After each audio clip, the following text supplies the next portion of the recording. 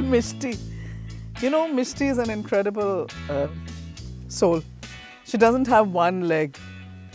She jumps over every fence. She jumps through the smallest little holes and doors. So we can't keep her away from wherever we are. So I've given up trying. So Madam is like all over the space, all over. You can't stop her. She was really tiny and she was found in a cardboard carton outside the clinic of a friend of mine. And that's how she came to me. We started with about 55 dogs that were taken out of another shelter because they were in such a bad condition. And very quickly, because we're in a rural area, we started getting large animals. And I had not thought of large animals at all. So this place evolved pretty much as the animals came in. So we have right from rabbits to crows with broken wings to murgis, all these rescues. Nilgais, bulls, cows, donkeys, horses, emus. We have a blind macaw. Dogs, of course, many. We have about 460 dogs. So initially I'd never thought of starting a sanctuary, but I started volunteering at another place which used to have only dogs. This was in Delhi. And I was appalled at the way the place was run. Thank you. So then I felt, it's really critical, just like I did for children, to show that quality care is possible. That's when we started the Naz Care Home for children. So just like that, I thought I should start a center which cares for animals to show that quality care is possible. And that if any of us want to care for any life, it's very important that we're serious about that. It can't be charity. It has to come. It is the right of that individual to get that level of care. It doesn't matter if it's a child, if it's a woman, if it's an animal. I don't care. I think anyone and everyone has a right for the best care that can be given to them. And also it springs from an understanding that those who are voiceless need the issues to be raised by those who do have a voice. And I think I have a voice. So I felt it was very important for me to do that. So Shabbo, who is this one, who's the love of my life, she was really tiny when she came. She was found on the roadside, absolutely full of lacerations. And I suspect that they must have been trying to train her and they had beaten her so badly that she had collapsed and they may have left her thinking she was dead. And that's how we got her. And she's such a beauty. She's never had a bit in her mouth. She's completely wild. And you'll know where I am because you'll see that she'll be following me wherever I am.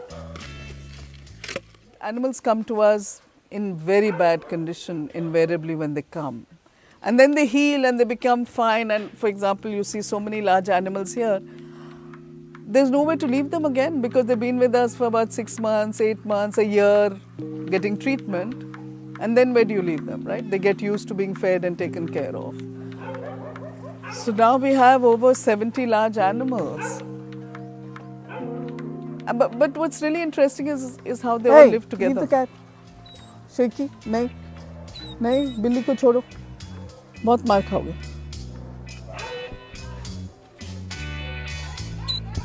No, not funny. Not funny. Shaky, बहुत मारूंगी. All the animals are rescued in one way or the other. Either they're brought to us or sent to us by people. We don't really have the wherewithal to go pick them up. So very often people come and drop them off or they're found somewhere tied up and someone spots them and sends them here. Every animal responds. They communicate with you. So we have to learn to communicate with them. We have to learn to be able to understand what they're saying to you, and it's very possible. I have Bheem, this little buffalo who came to us when he was so tiny with a broken leg. And now we don't even know which, I have to really look to see which leg was broken. And he's so cute because from the time he was a baby, I would always kiss him on his forehead. And now when I tell him, Bheem, Bheem, kiss, kiss, he'll come and put his forehead in front. Baby, kiss, kiss, kiss. Mwah, kiss, kiss, kiss. Kiss, kiss, kiss. Kiss, kiss, kiss. He's my baby. He's so cute, huh? Look at his hair. Oh, it's amazing what animals can do to make you a better human being. I remember my dad always, we were brought up with animals all the time. And my dad used to always say, children who are brought up with animals are so much more humane. And I now believe that to be true. I see it in people who are brought up with animals. They're so different. And I feel sad for people who don't like animals because they're missing out such an incredible connect with nature, with another species, you know. But yeah, I'm so glad that I have this opportunity in this life to be able to do this. It's not easy. Raising resources is really tough. There aren't donors who are out there wanting to fund this kind of work. It's not cheap. It's really expensive to run a place like this. I think every penny I earn and whatever, the rent. Luckily, I live in a house. Part of it can be rented out, so that, as well as the investments my dad and brother made for me, all of that, I'm lucky enough. It all comes here, so I can use it to run this place. Heaven forbid something should happen to me someday. Yeah. We are in a very rural area. So of course these people think I'm nuts, right? And it's really interesting, but they don't know how to. There's this single woman who's not with a man around her, and they're trying to figure out how to deal with her.